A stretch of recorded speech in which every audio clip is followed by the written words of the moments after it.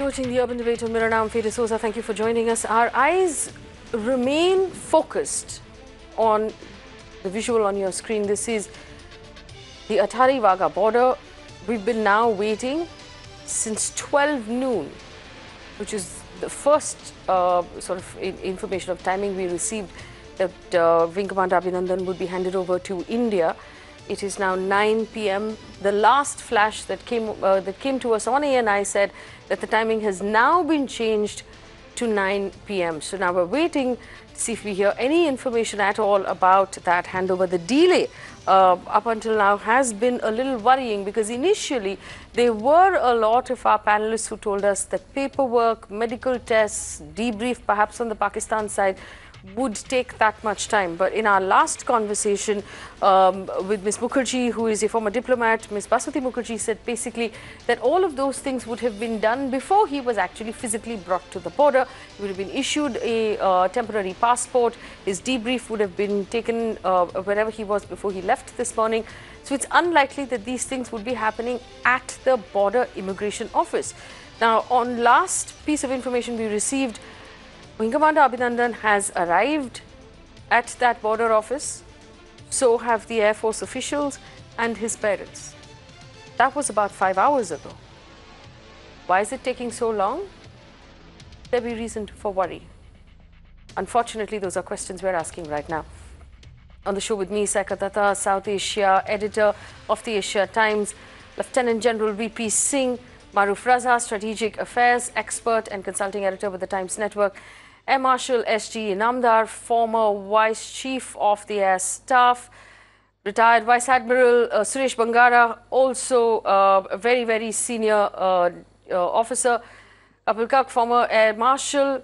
We have Anil Triguniat, former diplomat, and of course Vinay Tiwari, my consulting editor, who's with me in the studio. Gentlemen, thank you so much for joining us. I'm not sure if Saikatata has been patched in right now, but here's the question, Vinay, is there reason to worry? Well, it's unusual. I would still not use the word worry, but certainly, despite all the so-called paperwork that is required, the medical tests, the Red Cross formalities and all of that, it shouldn't have taken this long.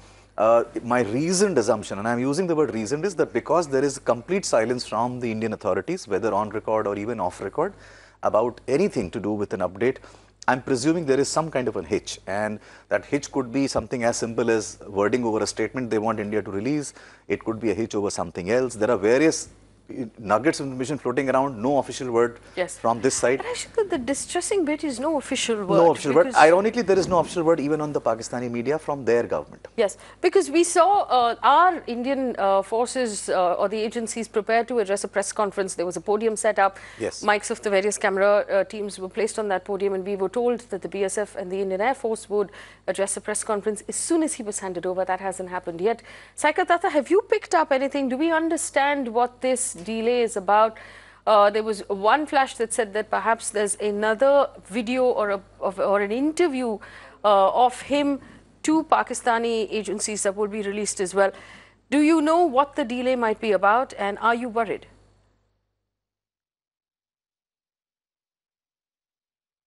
So what my colleague who's in Pakistan, his information is that there is a lot of paperwork that they're subjecting the wing commander to, and they're also trying to delay this as much as possible.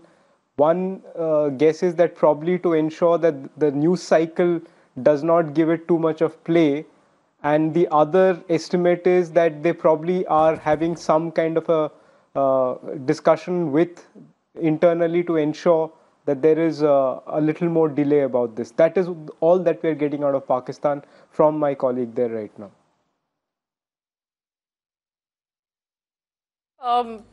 In fact, we are waiting, and let me just take this again around the room, and I'm opening this up to the panel at this point.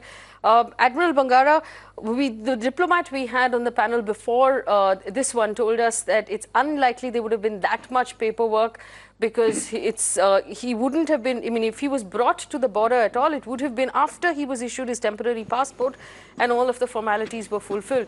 So if he's at the border, would there be paperwork for him to complete at the border itself?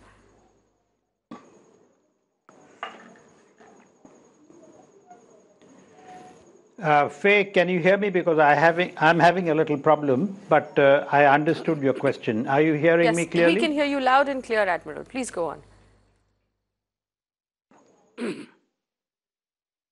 Thank you. Thank you. I think this morning this discussion took place perhaps on another channel, and I am not one bit surprised. And the statement I made was that I'll be very, very surprised if they hand him over as late as possible today. The only trump card in their hand, and I think we went overboard on all channels, in the media, assuming that once a statement is made, it would be executed. But that's not the way Pakistan works. So there could be any number of problems, but paperwork, I'm not sure because I've not crossed the border in many years from Wagah. But that you would have better experts. But this is how they work. And I'm not one bit surprised. I think we discussed part of it yesterday. You're not surprised. Air Marshal Inamdar, are you surprised by the delay? Or are you worried by the delay at all? No, I'm not, Faye. Hi, Suresh. Hi, Maruf.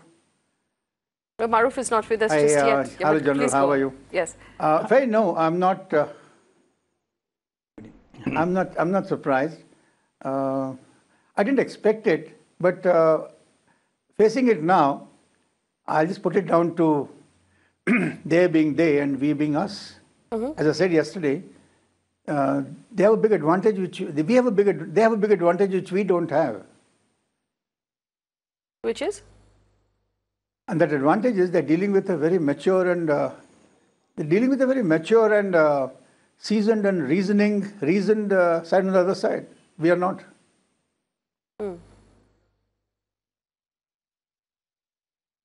So do you believe, Air Marshal, that I envy them for it. I envy them. Yes. Do you believe, Air Marshal, that there's an outside opportunity, there's a possibility that they might have opened up conditions or negotiations at this late hour?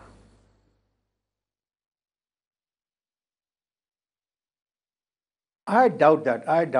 I'm not privy to any information like that from any source, but I doubt that very much. But then doing things like this is typical of the Pakistanis from what little I know of them. I'm not surprised at all, But one thing is very clear. If there were to be any preconditions, if there were to be any sine qua nons from the Pakistani side for this release, I'm sure they have been and they would repeatedly be squarely and roundly refuted by the government of India. It's a no deal. And if they haven't learnt it by now, I think they should. Well, Mr. Trigoniath is with us as well. Mr. Trigoniath, do you agree that this just might be Pakistan being Pakistan and there's nothing particularly to worry? It could just be paperwork, or maybe they just it's psychological warfare. They're just making us sweat. Do you have reason to worry at all? Yes, absolutely. You mentioned this. No, I'm not worried really, because Pakistan agreed to hand him over rather expeditiously under tremendous international pressure. And in fact, it's not only the India which is watching it, it is the rest of the world, the major players or who have an interest in keeping the peace between the two countries are also equally concerned. And the Pakistanis have also told them that they are handing over the Indian pilot and rather quickly. But the fact remains is that as far as the procedures are concerned from the Indian side, are just providing a travel document. That would have been done within no time. And normally in such cases, we should emergency certificate or whatever, it would have been given in no time. And for them to exit formalities really don't take that long at the border, howsoever laggard bureaucracy is. So I believe that they are just playing some kind of tricks, psychological operations, or it could have been also that we cancelled our side of the beating retreat, what I heard. So, whereas the Pakistani side, it went on probably, and it was got over a few hours before. So they probably must have thought that how the chest beating that takes place in that area, and it could not have been a very pleasant sign when people may be shouting at him or something like that. So that could be another reason. But we are all second guessing, frankly. In reality, one is not aware because even the medical examinations and all that shouldn't take that long unless they are really. But in fact, I just want to point out to our viewers, we'll put that video up on the screen again. Maruf Raza has just joined us. Good evening, Maruf. The video that we just ran came in from ANI. It's just come in, and it's labeled Convoy in Lahore. Yeah, and which is really conflicting from everything else we've heard today. Yes, and this is also fairly. I mean, I've counted about 12 to 15 vehicles in this convoy, which the video that has just come, and it's a video after sundown. It's clearly a recent video.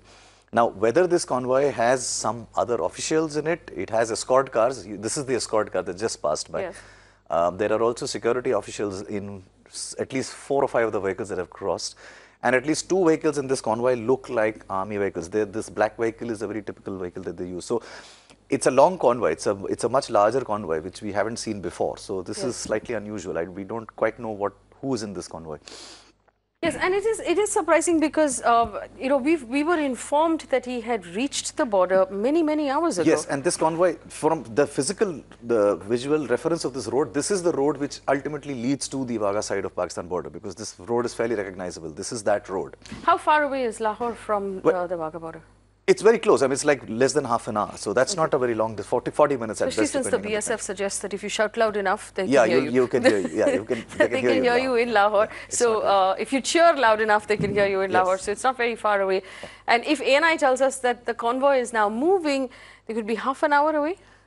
But I don't know which part of it, because the whole road, it's quite a long road and it all looks the same. So whether they are the start of the stretch or the end of the stretch, we can't figure out from this video. So they could be very close as well. So we really can't say how close they are, but they're certainly on that stretch. I believe he has come already. This cavalcade is on the stretch. I don't know who's in that cavalcade. Okay, so... he has come on the Indian side, some reports are showing. No, he hasn't come on the Indian side. In fact, on Pakistan television, we understand that he is walking.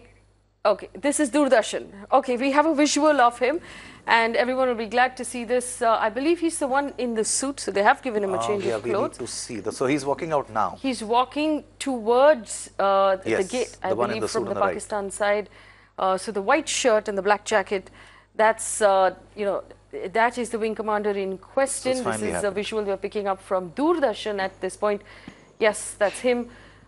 His face does look a little bruised, but other than that, he does seem fine. So, so we can confirm he's back, and that's his family with him, I guess. And no, I don't believe that is. That's not him. That's not his family.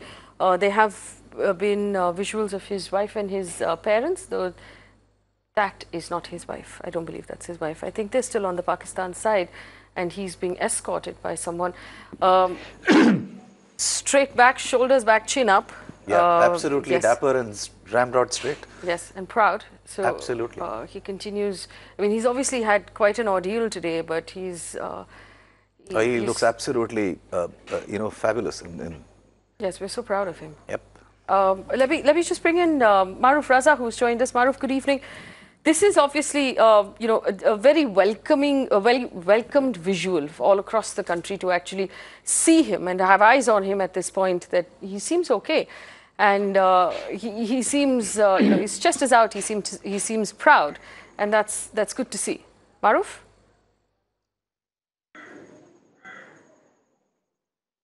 Yeah, Winko Abhinandan has obviously acted in an exemplary manner all through. So, I mean, it's completely expected from him that at this point of time when he's returning back to India, he will even be at his better than the best, I suppose, because he knows all eyes on him. But I had kind of guessed in my own mind, and I did mention to a few sort of friends that don't expect him to come at the early hours of the morning today, since when there has been excitement, because please understand that Pakistan is using this as a publicity ploy. Pakistan would like to have, and it has achieved, to deflect attention from the bigger issues that Pakistan was haunted with 2 or 3 days ago following the Indian airstrikes. So now with all the media glare onto him being handed back to India, Pakistan, in the eyes of many Indians who look at Pakistan sympathetically, and certainly in the eyes of their own votaries, they have tried to emerge out of it as a gracious nation which has kept its word and done all the right things. But we shouldn't get too carried away by the emotions of people on social media who are basically think that India and Pakistan relations have been reduced to whether Wing Commander Abhinandan would be returned to India or not. I mean, this is all part of the Yes, military absolutely. engagement. In fact, that's a question. I would also like to sort of throw up. Yes, that's a question we will have to ask immediately after this is done to find out if what does this mean now? Again, for civilians, this has been like a, it's like a Hindi film for us. We've had a good day, a bad day, and now perhaps a happy ending. But this doesn't necessarily mean that the conflict is over. Absolutely. And if anybody believes that just because we've got our wing commander back, that the conflict is over, they might be mistaken. So there the gates are being opened. The gates are being opened, So yes. this is now formally, if you see that officer of Pakistan Rangers is holding some paper.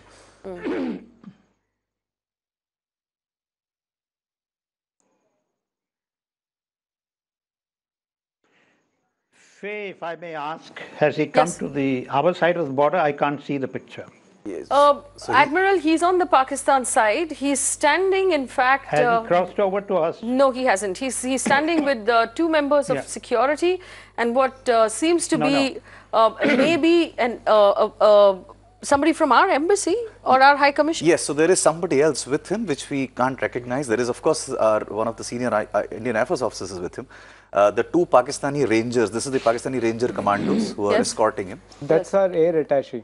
That's our air That's our air attaché. attaché. Okay, so thank we you, recognize him. thank So you. that's our Air air attaché who was supposed to escort air him attaché, from That's our air attaché, Air Command, Group Captain J.D. Kurian. Group Captain Korean. Yes, and so these are the two Pakistani Ranger commandos who escorted him, and now you can see. Faye, may I come in? Yes, Admiral, go ahead.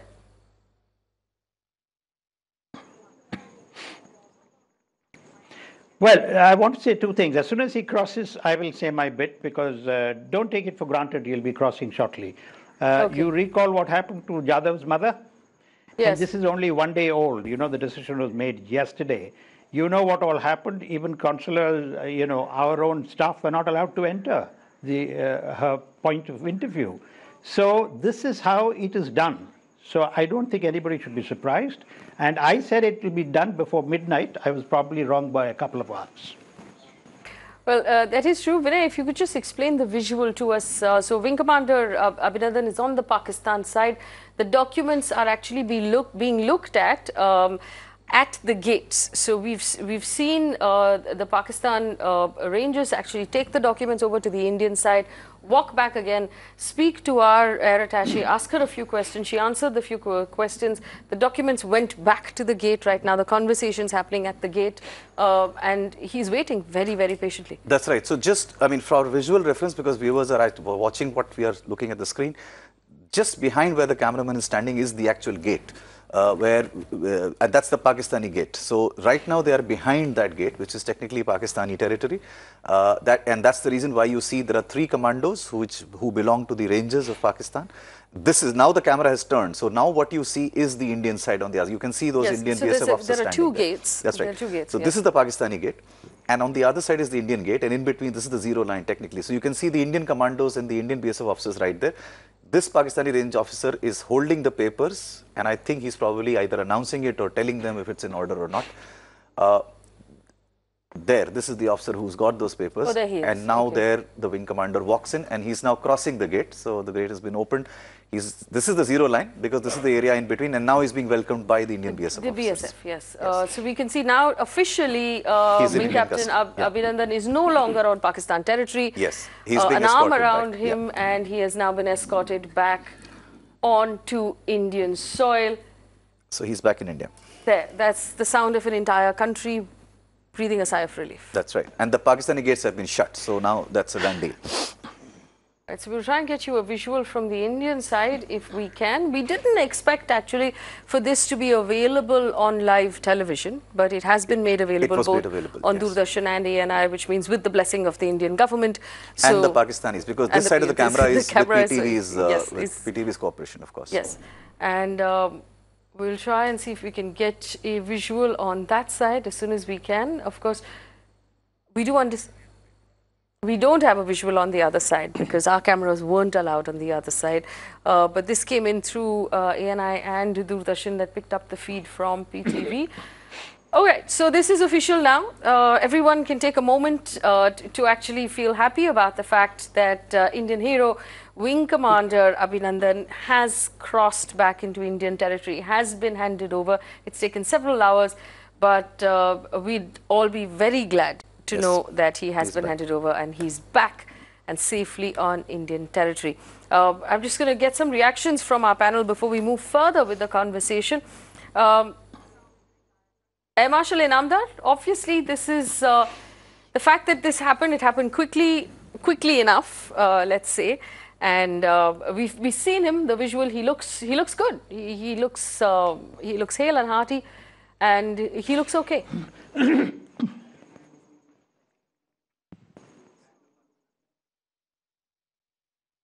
You know, one reason why Abhinandan looks hale and hearty, because I can't see him, you can see him. The reason why he's looking hale and hearty, according to me, a big reason for that, is he's got a very, very strong mind. He has showed us a piece of that, a sight of that when he was being interrogated. And that strong mind and a very, very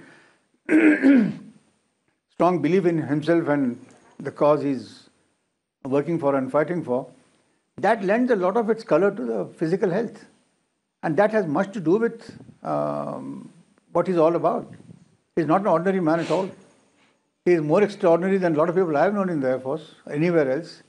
And kudos to his parents, kudos to his upbringing, kudos to his in-service training, grooming, every which way. The Air Force has a lot to do with that. And all that has gone into looking good and radiant. He may be hurt, he may be hurting inside, you never know.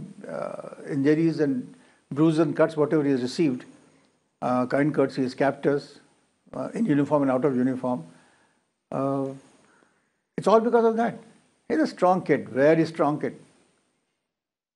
Right, and we did see, of course, Gerald Singh is with us. Gerald Singh, we saw the BSF put an arm around him and sort of very gently take him across onto our side. So obviously, I suppose for that one border security force officer who did that, who put his arm around him, it was actually an extension of what the whole country is feeling at this point, to have him back and to be able to comfort him and welcome him back home. But a sigh of relief that he's back on Indian soil, General Singh? Yeah, definitely. I mean, we have been waiting for this moment for last almost 10 hours now. And finally a sigh of relief that he's back with us. And I totally agree with the panel that he's a very strong man. We are all very proud of him. And as far as that little discussion on what was happening, why delay and those kind of things, well, to be honest, not much is available on that. I mean, I will still go by what Vinay was putting across, some kind of paperwork, some hitch here, there and all that thing. But eventually, I think when he crosses over, he is back with us and a strong man, and we are really, really proud of him, the way he conducted himself in captivity for 48 hours. Absolutely. Wonderful. And those visuals are actually very touching of him. It almost seemed like he was proving a point by puffing his chest out maybe a little more than he would do under normal circumstances, but he was being very stoic. Three things that struck with, in this thing. I mean, for me, this guy, he is a superhero in many ways, and I don't know why. Three things. There are three separate images. There is one image and one story that has come out now of how he conducted himself just after he landed in Pakistani soil. The Pakistani media has reported that. Eyewitness accounts of, which was a remarkable account. I mean, the Dawn report this yesterday night was a remarkable story of his presence of mind in an injured state. Then the video that came out when he was being questioned by the Pakistani, another example of remarkable stoicness. And now, having returned after 2 days from captivity, the body language that he's suggesting is a remarkable case study of how, just by the way you you come out in public and you portray yourself, it can lift the entire nation. I mean, this is like it's the most uplifting moments that I've seen. The kind of confidence that people will now have in terms of the level to which our confidence has gotten raised in our armed forces is phenomenal. I mean, if this is the quality of pilots and officers we have, I think India should have absolutely nothing to fear ever in our future. If with the permission of my panel, I'd actually like to take the conversation one step further and actually talk about now what happens next. Now that we've, and a lot of, conversation has been held back saying, let him come back to Indian soil. Let's know for sure, for safe, that he's okay. Now that we know that, what happens next? I want to take that question to Admiral Bangara first. Does this mean the conflict is over, Admiral Bangara? How long can we actually stay on high alert?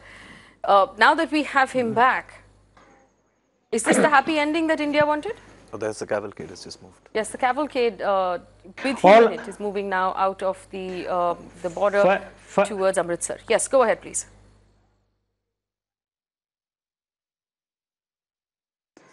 Faye, I was just holding back what I wanted to say till he crossed. He's my cadet from the National Defense Academy when I was commandant. Yes. And I have spent a fair amount of time with his particular course, of which 2 of them are now flying Su-30s. So I can't tell you how relieved I am. I've been trying to keep all their coursemates from publishing material of photographs, etc., away from the social media, because that ISI would love it to have it free of cost and without any effort. So I'm very relieved. Coming to your next part of the question, we partly discussed it yesterday too. Nothing is over. Nothing is over till the Pakistan army is in control of everything that happens there. And that is not going to happen for quite some time. Now, obviously, the next one is how long can we have this high state of readiness? No country can go on with a high state of readiness forever. It has many implications. You have human implications, material implications, and of course, economic, financial. So Pakistan, on all 3 counts, won't be able to maintain such a high state of readiness for a very long time. We perhaps can outlast them on that. But nothing is over, and tomorrow is a new day. Yeah, I just want to point out for our viewers that visual that we just saw of the cavalcade leaving the Wagah-Attari border on our side, driving towards Amritsar airport, from where he will take off and land in Delhi for the debriefing and the medical attention that he will receive. We understand his family is with him. There is the representative of the Air Force and the Border Security Force and Amritsar Police. I believe they will address the media, and we're just going to wait for that.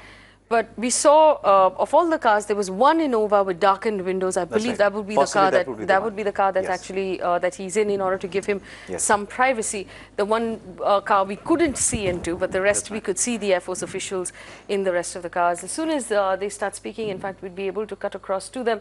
Admiral Bangara telling us that everything is not over yet in terms of the escalation and what's happening at the border. But for the chapter that has to do with Wing Commander Abhinandan. Yes, can we cut across, please? यार mobile नीचे करो यार mobile नीचे करो यार We will not take any questions after this. Wing Commander Abhinandan has just been handed over to us as per standard operating procedure of the Indian Air Force. He will now be taken for a detailed medical checkup.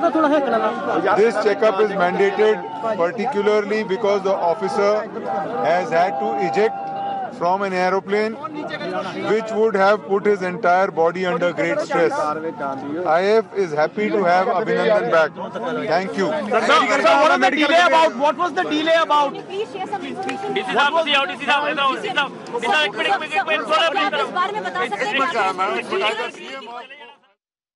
Well, of course, very clearly, as we've seen being done in the past, the Air Force there addressing a conference saying that Wing Commander Abhinandan has been handed over as per protocol. Hang on, there seems to be a comment from the police. No, I think this is the Deputy Commissioner. Authorities brought Wing Commander Abhinandan to the checkpost of the Attari. It is just now that he has crossed over the zero line. So he was here when? At the checkpost in Attari? No, not very long back. He reached this place not very long back, and he was here for about half an hour. The documents were completed, and thereafter he was handed over to the BSF authorities, and the Air Force authorities have taken him. Dhillon साहब उन्होंने parents से थे नहीं जी sir medical किधर होएगा medical जी air force authorities खुद अपना internal है जी उधर कराओ नहीं जी बाई एयर जाएंगे ढिल्लों साहब why was there a press conference scheduled at 5:30 if he wasn't here क्योंकि जी उम्मीद सीगी कि उस टाइम तक आ जाएंगे but somehow he got delayed on the way. We have not asked the Pakistan authorities as to why, what was the delay. We are happy to have him back, and the Air Force authorities have now taken him with him. The Air Vice Marshal has accompanying him. He's come all the way from the air headquarters. Did he say anything when he arrived? No, he was happy to be back. What did he say? He didn't say anything. He was smiling, and he says, "It's back to be good to my country." Sir,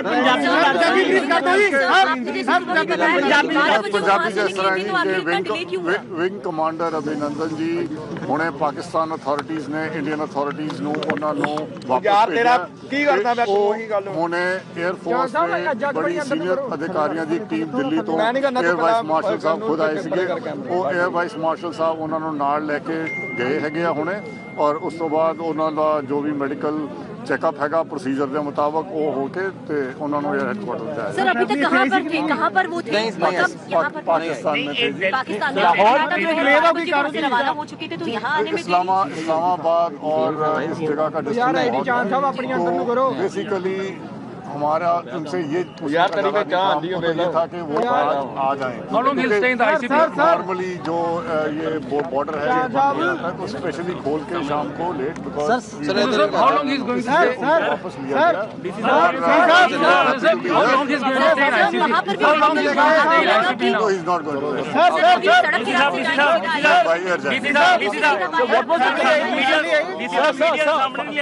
What was the communication from Pakistan side that made you believe that he'll be here by 6 o'clock? Look, the thing is, there's no written communications in these matters, but we were given to understand that he will be there. So the expectation was that he might be there by that time, but somehow it got delayed.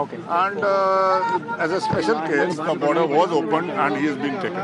Thank you so much. You're welcome. क्या अभिनंदन media के सामने भी एक बार आ सकते हैं अभी नहीं जी जब तक वो एयरफोर्स अभी उनको लेके जाएगी वो उधर से हवाई जहाज से पैराड्रॉप हुए हैं तो उसमें स्ट्रेस टू द बॉडी भी होता है तो उनको चेकअप करके उनकी मेडिकल कंडीशन ठीक करके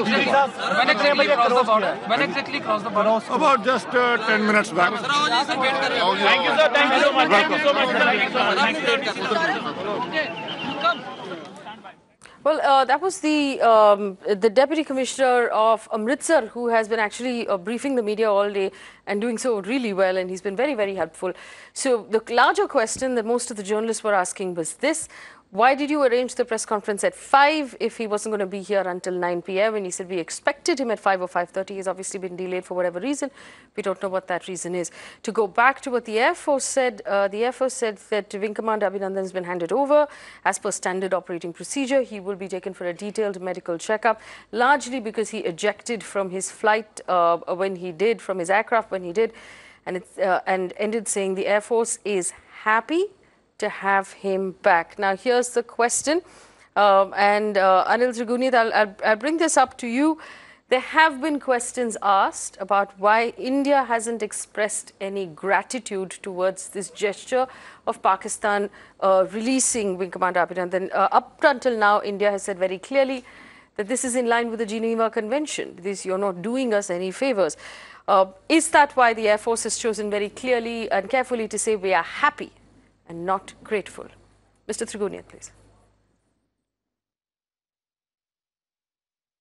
Well, it's right. I mean, this was the duty to return him safe and sound. It has happened in the past. At the same time, we also have a bilateral agreement with Pakistan, under which all the paramilitary forces or any of our armed forces, anyone who strays into the other side is returned. And this has been also happening routinely. And therefore, it should have been done. But the circumstances are a bit different. Now, Pakistan wanted to take a mileage by indicating, or it is in keeping with the military, political-military leadership, that they are releasing him immediately, in fact, afterwards. And they have released his videos in which he has very proudly talked to them and conveyed whatever it is. So this was also their side. Plus, they have also reported his demeanor, which is becoming of a proud Air Force officer from India, which their media had also reported. And I'm glad that he's come safe and sound. The government of India has definitely acknowledged the Pakistani gesture. Being grateful, I don't think it's necessary, but we can always thank them for this, that he has been sent carefully, that he has come back. Now, the question arises is that what are we going to do next? Because Wing Commander Abhinandan was, by chance, happened to be in that side. The main problem with Pakistan has always been the issue of terrorism. Now, we have taken the revenge, or rather avenged the Pulwama attack by going into Pakistan and decimating them and showing them our capabilities and saying that we cannot accept this nonsense any further. But at the same time, we are also looking at the démarche that has been made by France, UK, and US for listing Masood Azhar this time, again. And we hope that this time China would avoid coming in the way or abstain from it, because Mrs. Sushma Swaraj was in China recently for the Russia-India-China foreign ministers meeting. And at the same time, I think she did raise it. And today, again, at the OIC summit, she has very clearly articulated India's concerns with regard to the terrorism perpetrated by certain states, and Pakistan was implicit in it, and which is recognized by the rest of the world. But at the same time, we are also, I think both sides, Pakistan definitely cannot continue in this state of higher alertness or war, because they can ill afford it. It's an economy which is sinking. They are just surviving on the doles they have received from UAE and Saudi Arabia and Qatar and some other countries in China. But at the same time, they want it to come to an end also, because it is also affecting them now in much more severe manner. At the same time, India does have a greater staying power. We are far better prepared at this stage, and we can continue with this stage. But let me just bring this up to the rest of the panel at this point. Saikat, Tata, obviously, you know, in the last few minutes that we have on the show, I do want to understand where you think this is going to go from here. Like's been pointed out by the rest of the panel, India cannot remain on high alert permanently now that we have our soldier safely on Indian soil. What happens next, in your opinion? Okay, I just wanted to add a few things that I think which will also, if you look at what has happened to Wing Commander Abhinandan, let's not forget that he is a cadet of the National Defense Academy. He's also been a Su-30 pilot, which is basically the most elite pilots become Su-30 pilots. And also, we also have to understand that the MiG-21 is a slightly old aircraft, and ejections from a MiG-21 are very, very difficult. And the parachutes are much smaller than normal parachutes. So there's a lot of trauma to the body when they eject, during the ejection process, as well as when they hit the ground. So, and plus the fact that he's been beaten up. So there's a lot of things that will have to be taken care of as far as he is concerned. Also, right now, just a few minutes ago, the Pakistani establishment has just put out another video of him in custody, and that's a fairly not a very good video, where he is being made, I believe, under duress to say a lot of things, including about the Indian media and a whole lot of other things.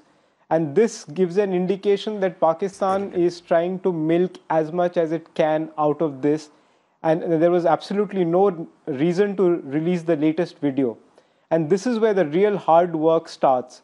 India has to remember that while the wing commander has been returned to India, nothing really has happened. We've heard what the Pakistan foreign minister has said, accepting the fact that yes, Masood Azhar is there, but also saying that he's too ill and therefore he can't be moved.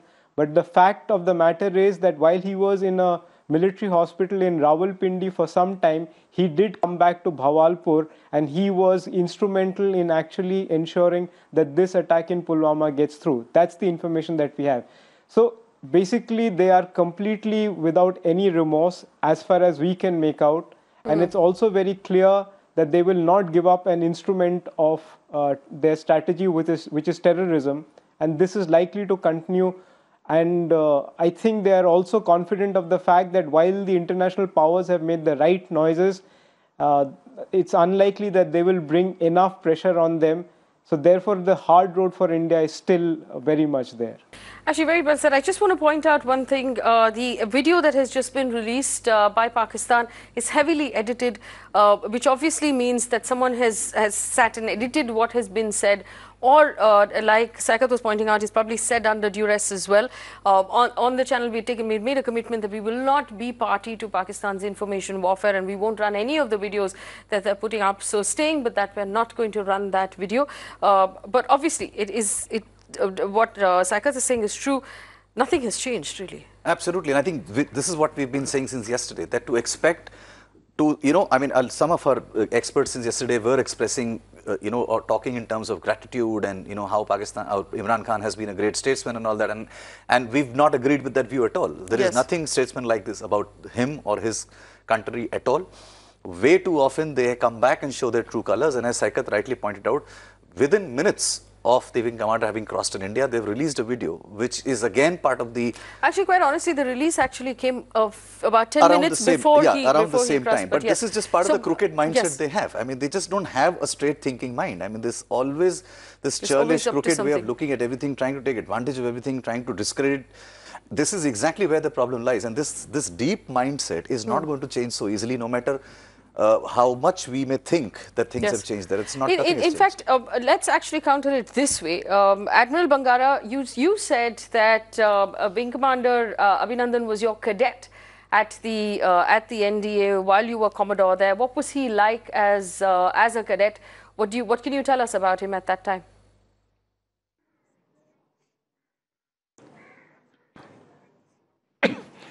Faye, you have a large number of cadets, particularly he was the first course that passed out when I was there as commandant. So I can't say that I would know him that well. But there are a few cadets, they stand out. It may be because I played games with them, or I rode with them, or I flew with them. And I used to regularly go with these two boys, particularly for their flights. We have the Super Dimano trainer aircraft. And I must have done a few months of just to get a feel of what the cadet has to go through before he goes to the Air Force Academy. And I followed it up by going to the Air Force Academy to see how they were performing. Because I was learning, because I was a newcomer. And hence, these 2 or 3 cadets have remained in touch with me throughout. It is not that one can get to know, say, 300 cadets. But what was he like, Admiral Bangara?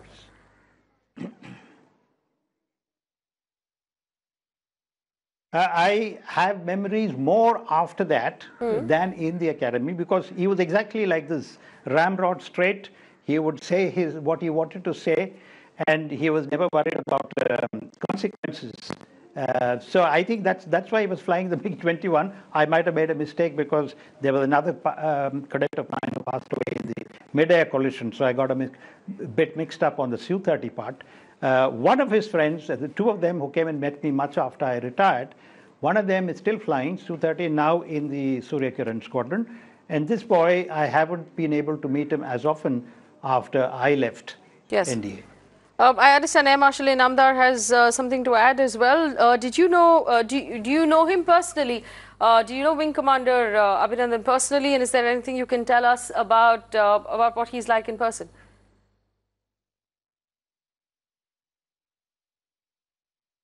If he's anything like no, I didn't know Abhinandan at all. I never met him in my life.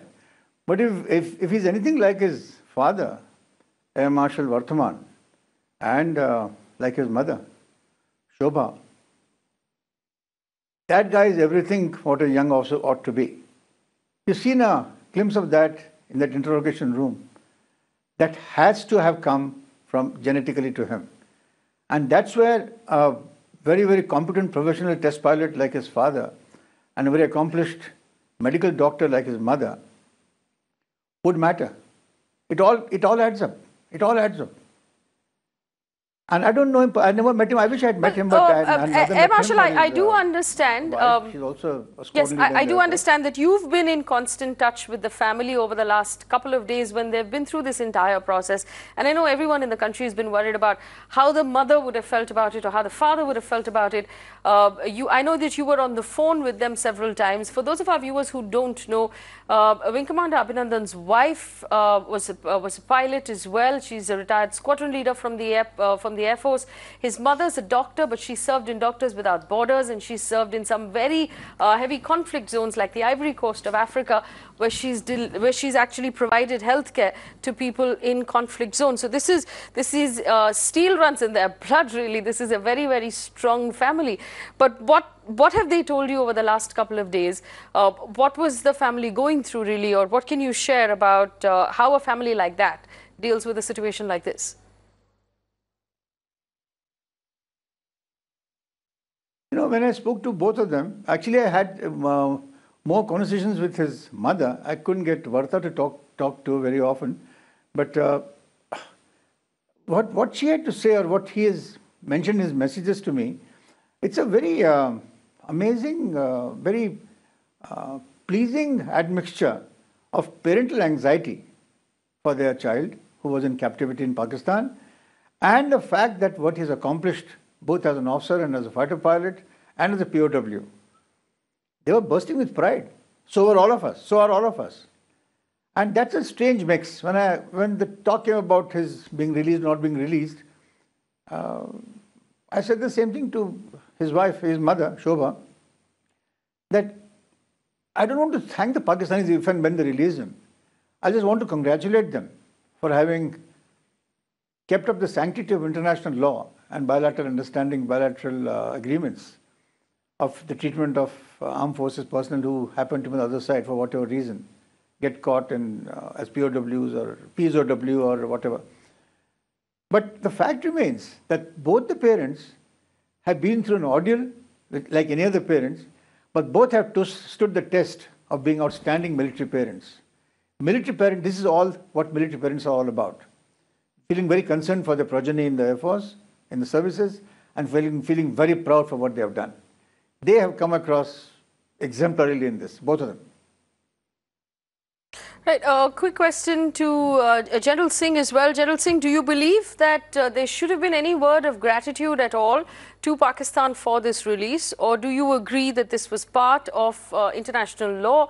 Pakistan needed to have done it anyway, and there was no necessity here for India to be grateful or express gratitude. Well, I don't think there are any rules where at the time of exchange of prisoner or person who has strayed across, you have to express some particular word or something. This is, to my mind, somebody was saying in the panel that a lot of soldiers who stray across, they are also brought back, but of course this was a special occasion. And we have said what we wanted to, that we are happy that he's back with us, no more. But just going back to your earlier question that you were asking, where do we go from here? Yes. And I would just like to point out there are 3-4 positions. I mean, I'm talking about a little bigger picture, the 3-4 positions which remain. You must have heard this morning Prime Minister Modi in Chennai addressing a rally. He said, we will take everything back with interest. And same today, our External Affairs Minister speaking at the OIC, she said that main issue is that terror infrastructure has to be dismantled. Yes. So this is our aim, which remains intact. Number two, second point I wish to make is that the last position that we have taken was that our right to react or respond to Pakistani aggression remains. That's the second position. The third, which is our old position, that terror and talks cannot go simultaneously. And finally, we will have to maintain pressure on Pakistan. Somebody was speaking about how long can we stay in the state of high alert. Well, as far as the J&K border is concerned, Indian Army is 24/7, 360 days on high alert. Yes. So we don't have to bring anything new over there. It's an eyeball to eyeball contact dealing with Pakistan, and we are always at high alert. No, but with regard to Air Force and other services, I understand that, General Singh, but what about the Navy and the Air Force and the submarines that have been deployed? That's not a 24/7, 365 days of the year sort of activity, and that costs us money to be able to do. So the question will really remain now going forward, how long is this high alert going to last for? From where we're going to leave it at this point, while we're extremely happy, and happy is the word of choice this evening, not grateful, we're happy that Wing Commander Abhinandan, as you can see on your screen, straight back, chin up, chest out, proud as ever, held it together really, and he's there. That's the visual of him walking across into the Indian side. We've got some tweets coming out from government. Rajnath Singh saying, welcome home. The entire nation is proud of Wing Commander Abhinandan. The Defence Minister, Nirmala Sitharaman, tweeted Jai Hind quite simply. And that's a very clear, opinion or an emotion right now across the country. So lots of, clear messages coming out. I think we should, at least for now, leave it here. We understand he will be flown to Delhi. We might get a glimpse of him in Delhi as well, where he gets out of that aircraft, and then he will be taken in for a medical checkup and then for a debrief. He's probably already with his family at this point. Let's leave it at what Sushma Swaraj basically said at that marquee event that she was talking to at the OIC, where she basically said that countries in the region must get together and dismantle and put pressure on Pakistan to dismantle terror within Pakistan. So and we need to remember this, while we've got Wing Commander Abhinandan back and safe with us, that doesn't mean the battle is over. The battle as of now, we remain on high alert, and the long-term war is against terrorism to make sure that they cannot hurt us anymore. And that job is not complete, and India is going to continue to focus on that job.